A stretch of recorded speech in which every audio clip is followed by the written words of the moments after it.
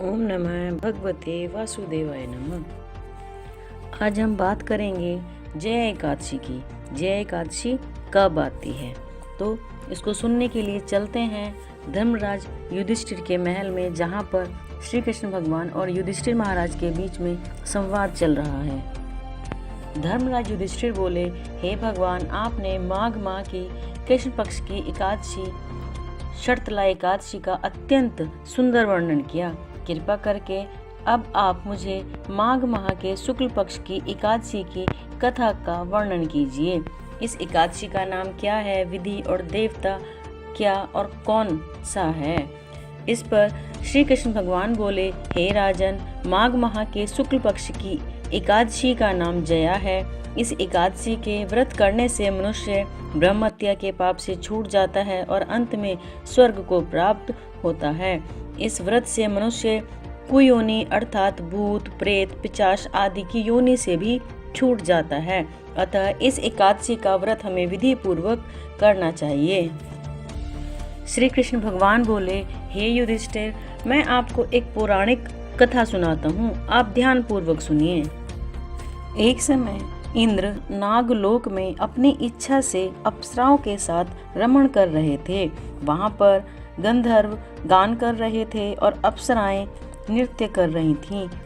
वहाँ गंधर्वों में प्रसिद्ध चित्रसेन, उसकी पत्नी मालिनी तथा पुत्र माल्यवान और एक अप्सरा पुष्पवती थी, जो वहाँ नृत्य कर रही थी। पुष्पवती के सौंदर्य को देखकर माल्यवान मोहित हो गया था। अतः ये दोनों कामदेव के वश में हो गए, परंतु गायन और नृत्य में त्रुटि करने लगे।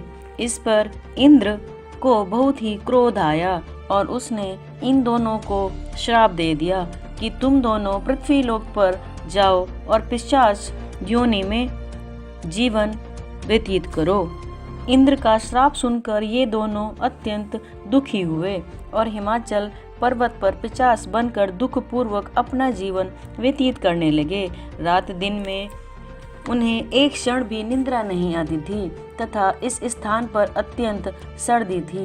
एक दिन पिशाच ने अपनी स्त्री से कहा, न मालूम हमने पिछले जन्म में ऐसे कौन से पाप किए थे जिससे हमें इतना दुखदायी जीवन प्राप्त हुआ है और यह पिशाच योनि प्राप्त हुई है।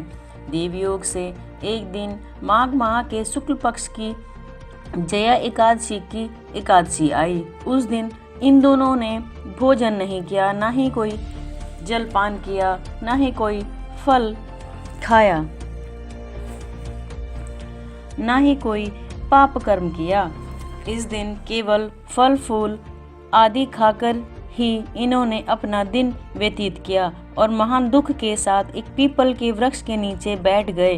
वह रात्रि इन दोनों ने एक दूसरे से बातें करके ही व्यतीत की, अर्थात उस दिन रात्रि में भी इनका जागरण हो गया। सर्दी के कारण इन दोनों की प्रातःकाल ही पिशाच देह छूट गई और अत्यंत सुंदर अप्सरा और गंधर्व की देह धारण करके और सुंदर वस्त्रों तथा आभूषणों से अलंकृत होकर नागलोक को प्रस्थान किया। आकाश में देवगण तथा गंधर्व इनकी स्तुति तथा पुष्प वर्षा करने लगे। नागलोक में इन दोनों ने देवराज इंद्र को प्रणाम किया। इंद्र को भी इन्हें प्रथम रूप में देखकर अत्यंत आश्चर्य हुआ और पूछने लगे कि तुमने अपनी पिशाच योनि देह से किस प्रकार छुटकारा पाया। इस प्रकार माल्यवान बोले, हे देवेंद्र, भगवान विष्णु के प्रभाव से जया एकादशी के व्रत से हमारी देह पिशाच योनि से छूट गई है। इंद्र बोले, हे माल्यवान, एकादशी व्रत करने से तथा विष्णु के प्रभाव से तुम लोग पिशाच की देह को छोड़कर पवित्र हो गए हो और हम लोगों के भी वंदनीय हो गए हो। तुम दोनों धन्य हो। अब तुम पुष्पवती के साथ जाकर विहार करो। हे युधिष्ठिर, इस जया एकादशी के प्रभाव से समस्त कुयोनि छूट जाती है। जिस मनुष्य ने इस एकादशी का व्रत किया है उसने मानो सब यज्ञ तप आदि किए हैं। जो मनुष्य भक्ति पूर्वक जया एकादशी का व्रत करते हैं वे अवश्य ही सहस्त्र वर्ष तक स्वर्ग में निवास करते हैं। ओम नमः भगवते वासुदेवाय नमः।